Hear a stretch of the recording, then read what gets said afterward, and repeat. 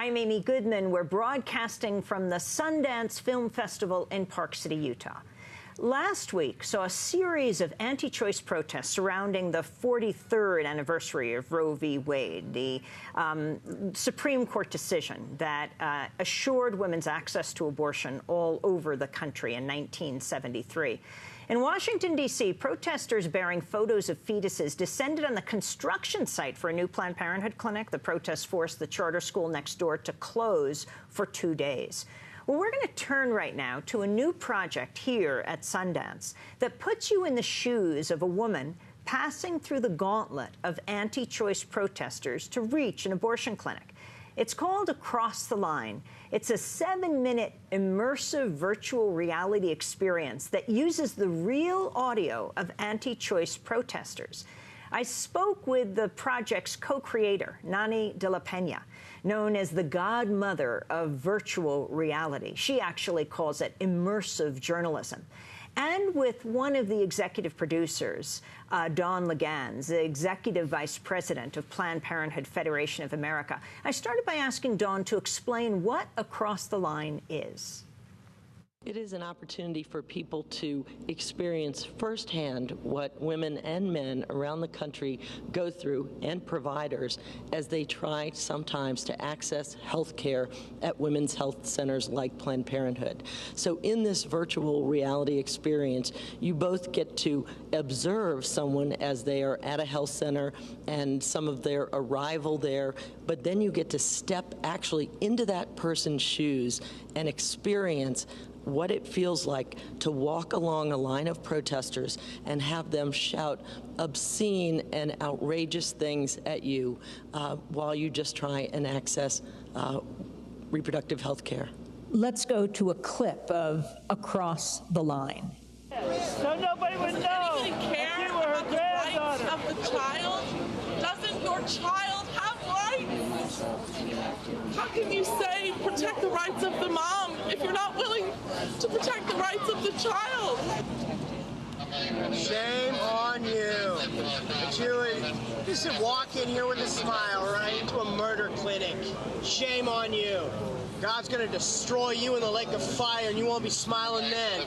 You're going to be weeping, wailing, and gnashing your teeth. Shame on you, you wicked, pathetic woman.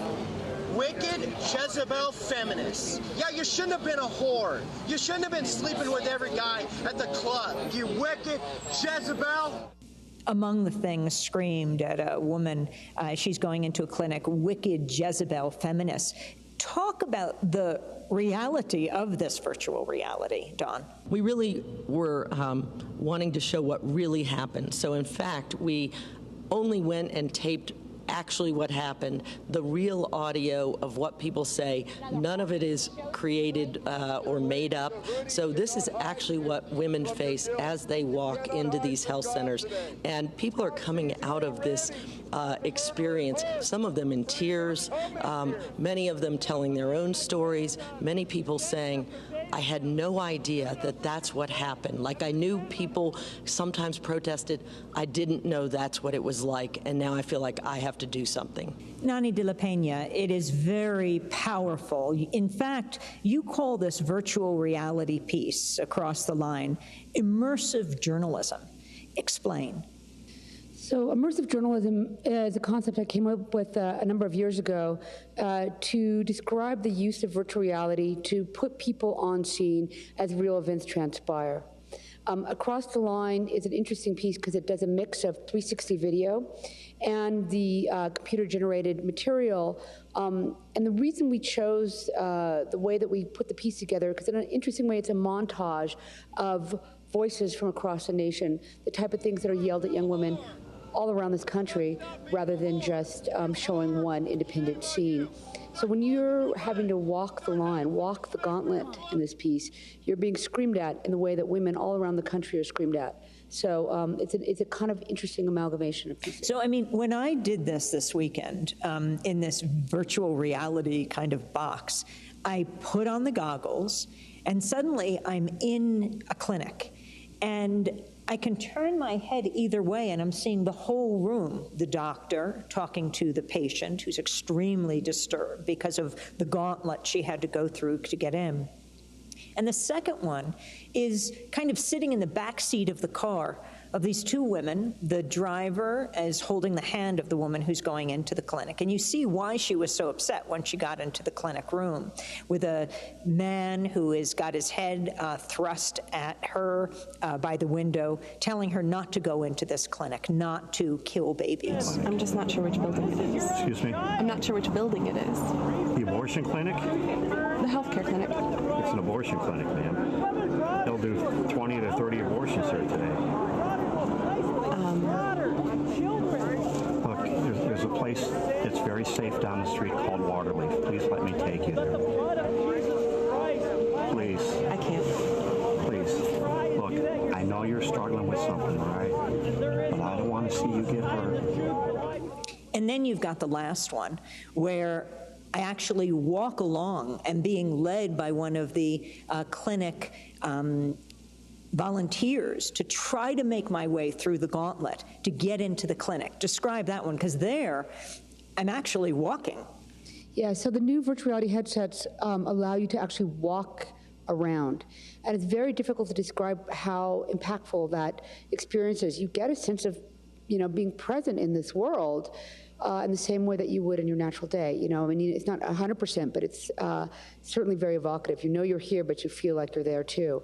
And because you feel like you're there, and because you personally have to walk the line, and everything you're hearing came from real voices across the country, you experience it in a way that's very personal and very visceral. You're a wicked woman, you know that? You're a wicked woman. What do you think you're doing here? One of the designs of the pieces, it is predominantly white males who are yelling at young women, right? It just is. And I don't think that people understand how vitriolic the conversation is out there, how Is that true across the country in these protests? You do have women, but predominantly the people who are screaming are the white guys. And I have to say, the thing is that when you try to put people on scene, the idea is for them to kind of understand what's happening. And if there's a way to do that, perhaps we can make it into a much more civil conversation. It's not about who's right or who's wrong at this moment. Women do need to go into the health centers and get care, right? This is, low-income women are reliant on these centers, and it doesn't seem appropriate that to go get health care that you should experience that kind of vitriolic, angry, terrible stuff hurled at you. I mean, it's awful. You whore, you shouldn't be with every guy at the club. I mean, it's pretty nasty. So the point of the piece is to kind of go, well, is there, is this is what's happening, so it's journalistically appropriate that way. This is what we're seeing out there. But also, does it then lend itself toward some way for the conversation to become more civil? That's Nani de la Peña. She is known as the godmother of virtual reality. She calls it immersive journalism.